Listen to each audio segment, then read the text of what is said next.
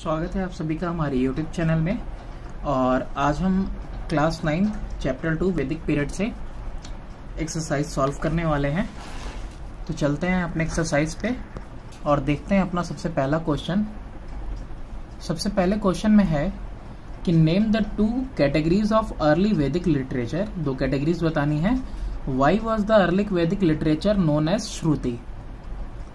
Page number 16 पे देखो, जो वैदिक लिटरेचर है it is divided into 2 part, namely Shruti and Smriti. Shruti क्यों कहा जाता है? Because it is believed that the Shruti was revealed to the sages by God and they passed on that knowledge orally from generation to generation. मतलब मौखिक रूप से एक के बाद दूसरे जनरेशन तक पहुंचा, इसीलिए इसको क्या कहते हैं हम लोग? श्रुति कहते हैं। क्वेश्चन नंबर 2 है कि name the 4 Vedas. Page number 16 पे है। The 4 Vedas that are Rig, Sama, Yajur and Atharvedas। अब क्वेश्चन नंबर 3 में आप देखो, तो state what the hymns in each Veda deal with. Page number 16 पे ही शुरू है। तो सबसे पहला है आपका ऋग्वेदा। तो ऋग्वेदा देखो ओल्डेस्ट रिलीजियस टेक्स्ट है वर्ल्ड के अंदर, इसीलिए इसको जो है कि पहला जो है कहा जाता है टेस्टामेंट ऑफ मैनकाइंड। ये डिवाइड है 10 मंडल्स में और इसके अंदर कंटेन होते हैं 1028 हाइम्स। फिर उसके बाद सेकंड वाला है तुम्हारा सामवेद। फिर ये कंटेन करता है 18,075 हाइम्स और सम ऑफ द हाइम्स जो हैं इसमें से बोरो किए गए हैं ऋग्वेदा से। फिर उसके बाद बात करें यजुर्वेद की, तो ये डील करता है उन हाइम्स से जो रिसाइट होते थे ड्यूरिंग द परफॉर्मेंस ऑफ यजनास और ये कंटेन करता है 2086 हाइम्स। फिर उसके बाद लास्ट है अथर्वेद। तो जो हाइम से कंटेंट है इस वेदा में वो डील करते हैं मैजिक के साथ और चार्म के साथ, और ज्यादातर जो हाइम्स हैं वो लिए हुए हैं किससे? ऋग्वेद से, और ये कंटेन करता है टोटल 730 हाइम्स। क्वेश्चन नंबर 4 है कि व्हाट आर उपनिषद और नेम एनी 2 उपनिषद। पेज नंबर 17 पे टेक्स्ट बुक में। तो देखो उपनिषद क्या होते हैं? उपनिषद आर, यहाँ पे इसको कट कर दो, Upanishad are philosophical commentaries on Vedas. और उपनिषद जो होते हैं वो फॉर्म करते हैं बेसिक सोर्स किसका? इंडियन फिलोसॉफी का। और मोस्ट फेमस इसमें से कौन कौन से हैं? छंदोग्य उपनिषद, केना उपनिषद, ऐतरेय उपनिषद और तैत्तिरीय उपनिषद। तो इसमें से कोई 2 नाम आप लिख सकते हो। नेक्स्ट क्वेश्चन है, क्वेश्चन नंबर 5 है कि व्हाट आर धर्मशास्त्रास। पेज नंबर 17 पे है ये भी। तो धर्मशास्त्रास क्या होते हैं? लॉ बुक्स को ही धर्मसूत्रास या फिर धर्मशास्त्रास कहते हैं, और जो स्मृति टुगेदर जो लॉ बुक्स हैं उनको धर्मसूत्रास कहते हैं, और जो स्मृतिज टुगेदर थी कमेंट्रीज के साथ उसको हम लोग क्या कहते हैं? धर्मशास्त्रास कहते हैं। ठीक है। और इसके बाद कह रहा है कि मनुस्मृति जो है वो डिस्क्रिप्शन देता है हिंदू कोड ऑफ लॉ का, जिसके अंदर वर्णास यानी कास्ट सिस्टम था और आश्रम थे। क्वेश्चन नंबर 6 है name the epics written during the later Vedic period. 2 ही थे, कौन कौन से? रामायण और महाभारत। क्वेश्चन नंबर 7 है कि व्हाट इज भागवत गीता। तो पेज नंबर 18 पे पहले देखना यहाँ पे कि जो Bhagavat Gita forms a part of the Mahabharata is one of the most popular religious text considered sacred by many people in India। और उसके बाद ये 2 लाइन लिख देना कि the Bhagavad Gita elaborate the karma philosophy and immortality of the soul। Next यहाँ पे question number 8 है कि mention the importance of the epics as a source of information about the Aryan। Page number 18 पे दिया है कि किस तरह से एपिक्स जो है सोर्स ऑफ इंफॉर्मेशन है आर्यंस के बारे में। तो यहाँ पे दिया हुआ है इम्पोर्टेंस ऑफ एपिक्स में ही। तो यहाँ पे जो एपिक है वो सर्व करते हैं सबसे मेन सोर्स ऑफ इंफॉर्मेशन कि किस तरह से उनका राजनीतिक संस्थान चलता था और सोशल, सामाजिक और कल्चरल ऑर्गेनाइजेशन एपिक पेज में ये प्रोवाइड करते हैं इंफॉर्मेशन वेरियस आर्यन किंगडम के बारे में, उनकी आर्मी के बारे में और वेपन जो इस्तेमाल करते थे वो। इसके अलावा ये रिवील करते हैं high ideal of family life of the Aryans, है ना। जो भी आर्यन से रिलेटेड है बस वो लिखना है ना। तो बस ये 3 पॉइंट आपके काफी हैं। क्वेश्चन नंबर 9 है कि which battle is known as Mahabharata, for how long was this battle fought, कितने लंबे समय तक ये लड़ाई चली। तो देखो यहाँ पे द बैटल फॉट बिटवीन कुरुज जिनको कौरव कहते हैं और पांडुज जिनको पांडवास कहते हैं, along the battle field of Kurukshetra, Kurukshetra में जो हुआ था उसी को हम लोग महाभारता कहते हैं। कितने दिन तक चला था, तो इट लास्टेड फॉर 18 डेज, 18 दिन तक ये युद्ध चला था। ओके, क्वेश्चन नंबर 10 है कि state the role of iron in the development of agriculture during the Vedic age. Iron का क्या रोल था डेवलपमेंट में एग्रीकल्चर के वैदिक एज के टाइम में। पेज नंबर 19 पे देखो आप, यहां दिया हुआ है कि डिस्कवरी जो था आयरन का, उसने आर्यंस को नए इंप्लीमेंट दिए, जैसे कुल्हाड़ी दी क्लियर करने के लिए, फॉरेस्ट कल्टीवेट करने के लिए लैंड, और इसीलिए एग्रीकल्चर जो है इंपॉर्टेंट ऑक्यूपेशन बन गया। और आयरन प्लफ हेड्स का यूज करके, सिकल्स और होस का, फरसे कुल्हाड़ी का यूज करके they could bring vast tract of land under cultivation, बड़ा एरिया जो है लैंड का वो कल्टीवेशन में लेके आते थे। और इससे क्या हुआ, द प्रोडक्शन ऑफ राइस जो है ज्यादा हुई, वीट बार्ली वेजिटेबल और फ्रूट भी इम्प्रूव किए, और उनका स्टैंडर्ड ऑफ लिविंग भी उनका इसकी वजह से बदल गया। क्वेश्चन नंबर इसके बाद है 11th वाला, give 2 features of painted grey ware PGW pottery. Page number 20 पे। तो स्टार्ट करेंगे यहां से कि जो पीजीडब्ल्यू था वो कैसा है, पेंटेड ग्रे वेयर, ये बहुत ही फाइन स्मूथ और इवन कलर्ड पॉटरी थी। ये बनी हुई थी well work high quality clay से, ज्योमेट्रिक पैटर्न के साथ, जो कि इसके ऊपर पेंट थे ब्लैक कलर में, फ्लोरल पैटर्न जो बने हुए थे, और सन सिंबल बना हुआ था इसके ऊपर कुछ केसेस में दिखा। और जो पॉटरी है वो इंक्लूड कर दी थी open mouth ball and dishes. ठीक है, यहाँ पे डायग्राम में भी नीचे दिया है। अब क्वेश्चन नंबर 12 है कि name the 4 varnas that existed during the Vedic as. तो 4 वर्ण कौन कौन से थे, तो ब्राह्मण, क्षत्रिय, वैश्य और शूद्र थे। ओके, क्वेश्चन नंबर 13 है कि how did trade become a pivot around which the life of the people revolved. Page number 26। देखो हुआ क्या कि जब लेटर वैदिक फेज आया तो एग्रीकल्चर सरप्लस की वजह से ट्रेड हुआ, बहुत ज्यादा एग्रीकल्चर है तो फिर भाई कहीं देना पड़ेगा, तो इसकी वजह से जो है कि मार्केट जो है डेवलप हुए टाउन और सिटीज में, और इसीलिए ट्रेड जो है पाइवट हो गया अराउंड विच होल टाउन और सिटी जो है की जिंदगी मूव करने लगी। ऑल्दो जो आर्यन थे इंट्रोड्यूस कर दिया था उन्होंने कॉइन, बार्टर सिस्टम जो है अभी भी डोमिनेंट था ट्रेड के अंदर दूसरे देशों के साथ। नेक्स्ट क्वेश्चन में बात कर रहा क्वेश्चन नंबर 13 में, 13 तो हो गया, 14 में कि state the difference in position of women between the early वैदिक as and later Vedic as, कि औरतों की पोजीशन में क्या डिफरेंस था अर्ली वैदिक एज में और लेटर में। पेज नंबर 21 पे देखेंगे ये आंसर। तो देखो यहाँ पे पहले ऋग्वैदिक टाइम देख लेते हैं अर्ली वाला, कि वोमेन को रिस्पेक्ट मिलता था, जो इंस्टीट्यूशन था मैरिज का वो सेक्रेड हो गया था, और जो डॉटर्स थे उनको फ्रीडम दिया गया था कि आप अपने हस्बैंड को चूज कर सकते हो। मगर आज के जमाने में क्या है कि आज के जमाने में अब्बा नहीं मानेंगे। अब लेटर वैदिक पीरियड में देखो क्या है, देयर वॉज सिग्निफिकेंट डिक्लाइन हुआ, इंपॉर्टेंट डिक्लाइन हुआ स्टेटस ऑफ वोमेन के, और उनका पार्टिसिपेशन यजनाज में कंसिडर नहीं हुआ नेसेसरी। और फिर they did not enjoy the right to property भी एंजॉय करने को नहीं मिला। और फिर freedom to choose husband by women ये कर्टेल हो गया। देखो अब्बा फिर नहीं माने। इसके बाद है क्वेश्चन नंबर 15 कि name the 4 ashramas into which the human life span was divided. इंसान की जिंदगी जो है 4 आश्रमों में डिवाइड थी, but indicating the time span for each, चारों का नाम बताना है, टाइम भी बताना है, टाइम स्पैन कितना कितना था चारों आश्रम में। पेज नंबर 23 में इलेबरेट किया हुआ है।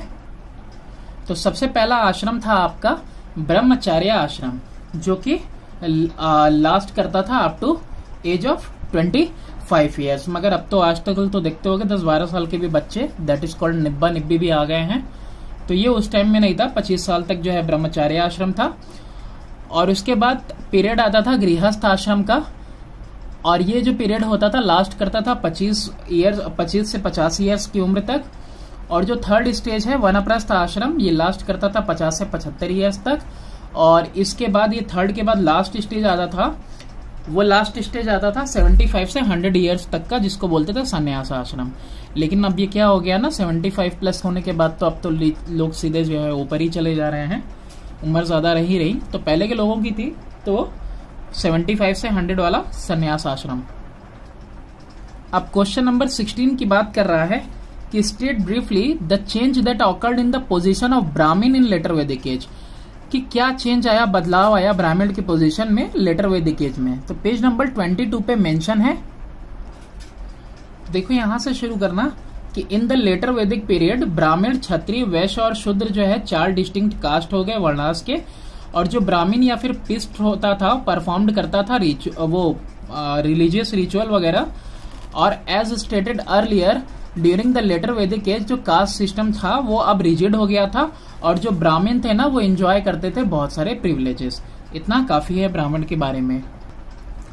क्वेश्चन नंबर 17 है state 2 important changes that took place in the society in the process of its transition from early Vedic period to later Vedic period। 2 important changes बदलाव बताने हैं जो कि समाज के अंदर आए जब वो ट्रांजिट कर रहे थे अर्ली वैदिक पीरियड से लेटर वैदिक पीरियड में। तो यहाँ पे 2 के बजाय 3 चेंजेस हैं। तो 3 इंपॉर्टेंट चेंजेस क्या थे कि पहले जो है ना सिंगल फैमिली सिस्टम था जो कन्वर्ट हो गया ज्वाइंट फैमिली सिस्टम में, और उसके बाद जो इक्वल राइट एंजॉय होता था वुमेन के द्वारा वो चेंज हो गया और डिक्लाइन हो गया स्टेटस वुमेन के, जिसके बारे में हम लोगों ने अभी पहले बात की। और फिर जो जनरल कास्ट सिस्टम था ना वो अब क्या हो गया, रिजिड कास्ट सिस्टम हो गया। क्वेश्चन नंबर, अब तो ये सेकेंड वाला देखो स्ट्रक्चर्ड क्वेश्चन में क्वेश्चन नंबर 1 कि with reference to the sources of information about the Vedic age write short notes on the following. Vedas के ऊपर, एपिक्स के ऊपर और रोल ऑफ आयरन इम्प्लीमेंट के ऊपर। तो आपको शॉर्ट नोट्स लिखना है। तो स्टार्ट करना आप यहां से कि द 4 वेदास आर ऋग, साम, यजुर एंड अथर्ववेदास। तो पहला ऋग्वेदा लिख देना, और उसके बाद ये जो आंसर नंबर 3 में लिखा था ना कि it is the oldest religious text in the world and is therefore known as the first testament of mankind divided in 10 मंडल, और कंटेन करता है कितना 1028 हाइम्स। फिर उसके बाद वैसे ही आंसर नंबर 3 वाला ही पूरा जो है कॉपी पेस्ट कर देना कि सामवेद के बारे में भी लिख देना कि कंटेन करता है 1875 हाइम्स, और कुछ इसमें से बोरो किए गए हैं ऋग्वेदा से। फिर यजुर्वेद के बारे में भी कुछ लिख देना कि डील करता है हाइम्स के साथ जो रिसाइट हुए हैं during the performance of yajnas, contain करता है 2086। और अथर्ववेद के भी बारे में लिखना कुछ कि हाइम्स कंटेंट होते हैं वेदा में, जो इस वेदा में वो डील करते हैं मैजिक और चार्म के साथ, और ज्यादातर जो है लिए हुए हैं ऋग्वेदा से, और ये कंटेन करता है 731 हाइम्स। यानी अगर वेदा के बारे में आपको लिखना है तो आप बस ये आंसर नंबर 2 और आंसर नंबर 3 जो है ऐड कर देना। पेज नंबर 18 पे आते हैं, और 18 पे देखते हैं हम लोग एपिक्स के बारे में। तो एपिक्स के बारे में शॉर्ट नोट्स लिखना है। तो यहाँ पे शॉर्ट नोट्स में उनके इंपॉर्टेंस ही लिख देना, और इंपॉर्टेंस में आप लिख सकते हो कि जो एपिक होते हैं वो मेन सोर्स हैं इंफॉर्मेशन के ऑन पॉलिटिकल इंस्टीट्यूशन और सोशल कल्चरल ऑर्गेनाइजेशन जो एपिक एज में था। और जो एपिक्स होते हैं वो प्रोवाइड करते हैं इंफॉर्मेशन बहुत सारे आर्यन किंगडम के बारे में, उनके आर्मी के बारे में, वेपन के बारे में। एपिक्स को कंसीडर किया जाता है finest literary work ancient period का, और एक्लेम किया जाता है for their literary and philosophical value. और ये रिवील करते हैं high ideals of family life of the Aryans के बारे में। और इसके अलावा जो ग्रेट हीरोज हैं जो डिपिक्टेड हैं एपिक्स में वो एम्बॉडीमेंट हैं हाई मोरल प्रिंसिपल के, और made a great impact on successive generation, और बाद के जनरेशन पे उनका बहुत प्रभाव हुआ। अब पेज नंबर 19 पे आ जाते हैं। आयरन के बारे में भी लिखना था ना, तो आयरन के बारे में यहां से शुरू करना कि इन इंडिया के अंदर जो आयरन एज है वो बिगेन हुआ 1000 BC में, और जो विलेज फार्मिंग कम्युनिटीज थी वो ग्रेजुअली डिस्पर्स हुआ लार्ज पार्ट ऑफ इंडिया में, गैंगटिक प्लेन से लेके पेनिनसुलर साउथ तक। आयरन जो है हार्डर मेटल था कॉपर से और ब्रॉन्ज से, और ये चीप था, अवेलेबल था प्लेंटी में। आयरन डिपॉजिट जो है बहुत लार्ज एरियाज पे मिले, और इसको यूज किया गया फॉलोइंग, और was used in the following areas. और जो आयरन इम्प्लीमेंट है उसको फॉलोइंग एरियाज में यूज किया गया।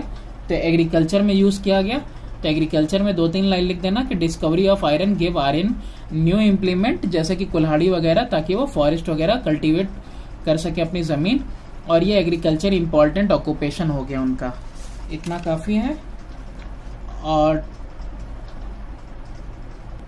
और फिर इधर पेज टर्न करके ऑक्यूपेशन से लिख देना कि द यूज ऑफ आयरन की वजह से नए ट्रेड हुए, प्रोवाइड किया हुआ उनको ड्यूरेबल इंप्लीमेंट जैसे कि सॉ, चीजल, हैमर, हथौड़ा वगैरह, कील वगैरह, और जो चिमटा वगैरह है ये सब मिला। और जो इसकी वजह से जो ऑक्यूपेशन जैसे कि वीविंग है, स्पिनिंग है, कारपेंट्री, टैनिंग और टूल मेकिंग, ये सब जो है कि इजाद हुआ। ये सब ऑक्यूपेशन कैसे आया? आयरन की डिस्कवरी से आया। और फिर डिफेंस में भी लिख देना आप कुछ थोड़ा सा कि because of its durability and easy availability, iron जो है एक्सटेंसिवली यूज किया जाने लगा वेपन बनाने में, जैसे तलवार, आर्मर और शील्ड बनाने में। तो तीनों हमने देख लिया, वेदास के बारे में, एपिक्स के बारे में और रोल ऑफ आयरन इंप्लीमेंट के बारे में। अब क्वेश्चन नंबर 2 देखते हैं कि with reference to the society during the Vedic age answer the following question. पहला है कि एक्सप्लेन करो ब्राइफली क्लास डिवीजन जो एग्जिस्ट करता था सोसाइटी में। फिर कह रहा है स्टेट करो position of women in the Vedic period, और फिर एक्सप्लेन करना है 4 stages in the life of Aryan. अब यहाँ देखो 2 आंसर यहीं पे देख लो। पोजीशन बताना है वोमेन का वैदिक पीरियड में, यानी अर्ली वाला भी और लेटर वाला भी। तो इसमें आंसर नंबर 14 लिख देना।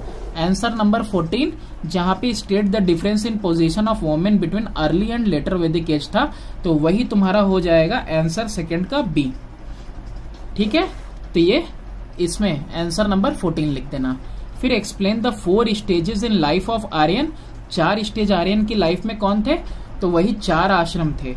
तो वो चारों आश्रम के बारे में अभी आपने देखा है क्वेश्चन नंबर 15 में कि 4 आश्रम के बारे में बताओ जिसमें ह्यूमन लाइफ स्पैन डिवाइडेड थी, इंडिकेट करना था सबका टाइम। तो ये सेम आंसर नंबर 15 आप यहाँ 2 का सी में रख देंगे। तो एक आंसर बचता है कि एक्सप्लेन करो briefly the class division that existed in the society. तो सेकंड का ए देखते हैं पेज नंबर 22 पे। तो देखो इन अर्ली वैदिक पीरियड सोसाइटी डिवाइड थी डिफरेंट क्लासेस में, जो कि बेस्ड थे उनके प्रोफेशन के हिसाब से। एक आदमी जो है अडॉप्ट कर सकता था कोई भी प्रोफेशन अपनी चॉइस का एज इज, और ये एविडेंट मिलता है from an expert of Rigveda. फिर उसके बाद इसके अलावा पीपल जो है फॉलो करते थे different profession which became hereditary in course of time, और ये रिजल्ट किया डिवीजन ऑफ सोसाइटी में। और वो डिवीजन ऑफ सोसाइटी किस में हुई? ऑक्यूपेशनल क्लासेस में ग्रेजुअली। और इसने कौन सा फॉर्म ले लिया? कास्ट का। और and the present caste system जो है वो इमर्ज हुआ, जो कि लेटर वैदिक पीरियड में आपने देखा 4 पार्ट में डिवाइड हुआ, ब्राह्मण, क्षत्रिय, वैश्य और शूद्राज। ये 4 डिस्टिंक्ट कास्ट या फिर वर्ण बने। अब question number 3 with the reference to the economic organization of the people in the Vedic period answer the following question. पहला है कि state the method used by Aryan in agriculture. कौन सा मेथड आर्यन यूज करते थे एग्रीकल्चर में। Second है why was the domestication of animal important in Aryan. ये दोनों आंसर हम देखते हैं, उससे पहले थर्ड देख लेते हैं। थर्ड का C, how was trade managed during this period. Trade को कैसे मैनेज किया जाता था इस पीरियड में।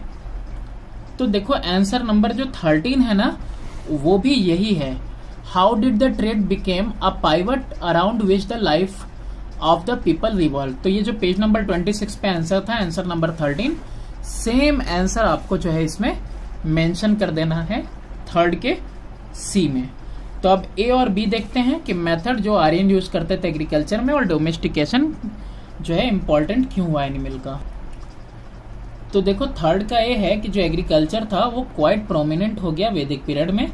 बहुत सारे एग्रीकल्चर इंप्लीमेंट जैसे कि आयरन के प्लवशेयर्स, मेटल टूल्स, ये सब प्रैक्टिस में आ गए थे। और ये लोग क्या करते थे, अब बनाते थे फर्रोज, किसके लिए? क्रॉप्स के लिए। और वो ये एविडेंट है विथ रेफरेंस टू पुसाण इन ऋग्वेदा। और वैरायटी ऑफ क्रॉप्स जो है उस समय कल्टीवेट होते थे। तो इस तरह का एग्रीकल्चर चलता था उनका।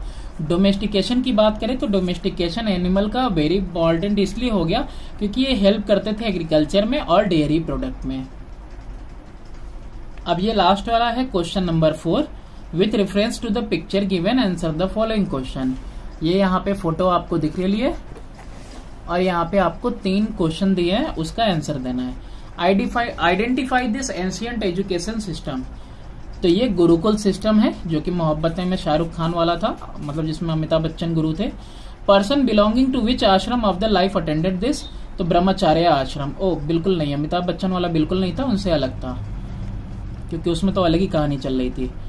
तो describe briefly the life in this ancient education institution. तो आपको क्या करना है ना, डिस्क्राइब करना है। तो इसको बुक से नहीं, अलग से देखते हैं। फिर इसके अलावा है कि what do you think are the द एडवांटेज और disadvantage of studying in this educational setup. अब अमिताभ बच्चन वाले में तो बिल्कुल ही नुकसान था, लेकिन इसमें देखते हैं ये जो पुराना अपना एंशियंट वाला जो गुरुकुल सिस्टम था उसमें क्या एडवांटेज डिसएडवांटेज थे।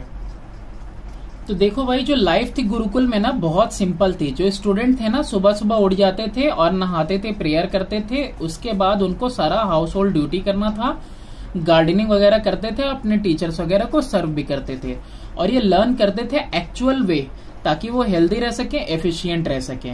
और जो लाइफ थी क्वाइट हार्ड थी और टोटल सेक्रीफाइस प्रैक्टिस किया जाता था, किसके लिए, ताकि वो आज्ञाकारी बने और ड्यूटीफुल बने। ठीक है, फिर इसके बाद बात करते हैं फायदे और नुकसान की। तो एडवांटेज इसका ये था कि जो स्टूडेंट थे, फोर्थ का सी, कि जो स्टूडेंट थे जो रहते थे गुरुकुल में अपने टीचर के साथ, वो सारे हाउस होल्ड एक्टिविटीज भी, ड्यूटीज भी करते थे, और ये बेनिफिशियल था उनके फिजिकल और मेंटल और स्पिरिचुअल डेवलपमेंट के लिए।